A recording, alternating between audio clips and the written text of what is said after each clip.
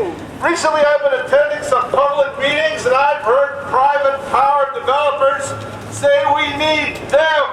We need them to develop clean, green hydropower in BC.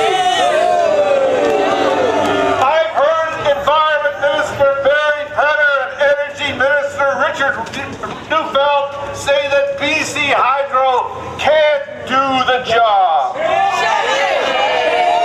Without the help of these private power developers. Well, I'm here to tell you that what we're seeing all around this province, what we're seeing in the Upper Pitt Valley is just sickening. It stinks to high heaven.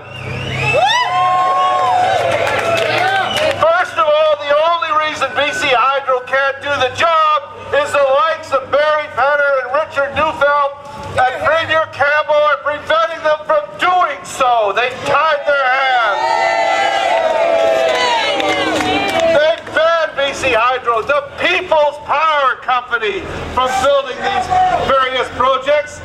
They've tied hydros behind their back and they've gone on to say that hydro can't do the job.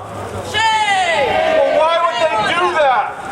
Well, indeed, the provincial government has ordered Hydro to buy the power from these guys at many times the going rate of electricity. That's why they've tied BC Hydro. That's why they've kept them out of the job.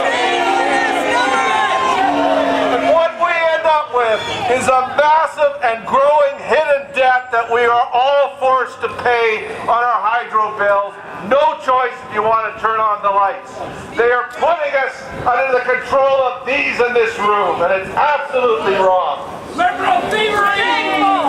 We end up with a lousy, rotten process for planning power development on our province, and that has serious consequences. Because if you can't plan right, you're going to get lousy things that you build, and that's what's happening. Shame! Let me say that the Wilderness Committee is totally in favor of green power projects which are publicly owned,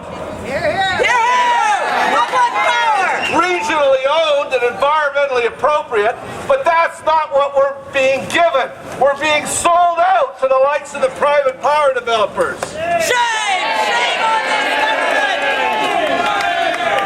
And the provincial government's policy of giving everything to these guys has spawned a planning problem of massive proportions.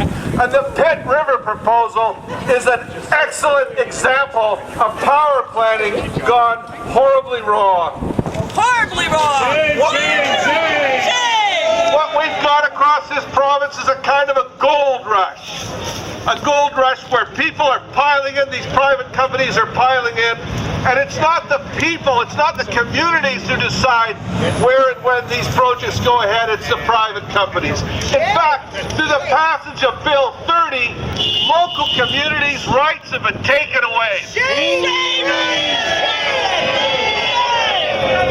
So let's get this straight. First, this government has silenced BC Hydro. Then, through the passage of Bill 30, they silenced the communities and they give it all away to the private power developers. Let's look at what's happening in the Upper Pitt River. All 8 of the Upper Pitt's major tributaries, they want to put in big pipes, 30 kilometers of big pipes. This